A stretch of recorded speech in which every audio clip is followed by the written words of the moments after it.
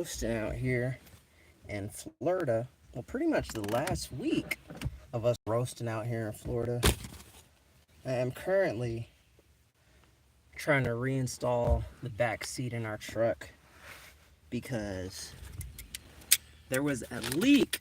If you have a Dodge, you know that sometimes they leak from the back window. Mostly just from seals deteriorating and stuff like that. So I had to take out my whole back seat. Whole lot of sustainable do-it-yourself type stuff out here. But that leads me into our next little update. Sierra and I got booked at the Building Man Workshop out in Utah. It's in Green River, Utah, and it is a sustainable type eco-friendly festival. It's 100% ran by solar power.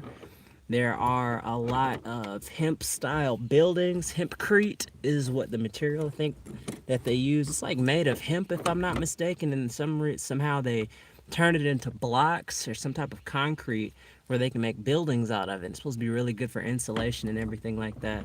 But it's a big family friendly festival. So if you know anything about Jenkstar Ranch out in Utah, Green River, Utah, that's where we're going to be. And the festival is going to be from the 26th through the 28th, if I'm not mistaken. And we've got 30 days to make it all the way there.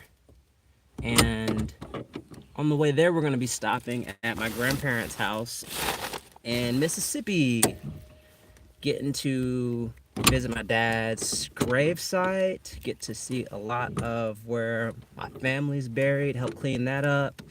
So for Good Friday, we will be in Mississippi, and then we're gonna be sending it full out to Utah. I've never been to Utah.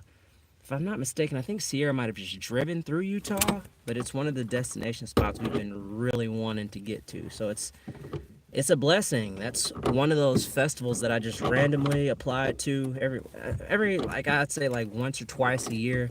I'll go onto a list and just start looking up the different festivals that are happening all over the country. And this specific prompt, I put in one for sustainable living. I put one in for one that's kid friendly. And because, I don't drink, I don't really like getting down with that kind of stuff. No drugs and alcohol. So good, clean festivals are pretty much the only thing I'm looking for nowadays.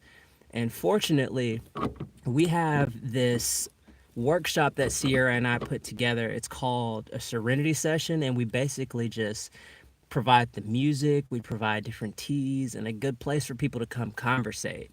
And the whole goal is just to teach people how to talk again, because obviously social media has thrown a lot of things to the wrench for everybody. So the whole goal of those workshops is just to teach people how to talk, and hopefully by the end of it you can leave with a friend, or at least an easy way to learn how to talk to people again. So that's what we're going to be presenting at Jenkstar Ranch in Green River, Utah. And if I'm not mistaken, we've got Parangi, who's going to be headlining, Schlump is going to be performing, and I think Creature is the other headliner. And if you've ever heard any of those brothers, especially Parangi, he is a multi-instrumentalist genius. He's one of my bigger inspirations for the specific style I do with looping and combining different type of instruments together. He's a master at that stuff. And you've got Creature, he plays banjo, he plays guitar. It's like an electro folk type combo type craziness. If I'm not mistaken, if you look that one up, it's Creature with a K, and it's like KR3 if I'm not mistaken. Currently, I'm trying to fix my the back of my window in my truck. There was a sealant leak in the window, and it caused all kinds of electrical issues with it dripping down into the radio receiver. And if you've ever had that kind of issue, basically it starts shorting out your dash. So all the lights will start flickering. It makes it to where you can't do push to start. It's just really scary, because sometimes like you'll start getting like auto brake control issues, and it's a little scary. But fortunately, I was able to go to the Dodge dealership, and they told me that that probably was the issue. And they told me it was going to be about $900 for them to replace this radio frequency hub, if I'm not mistaken.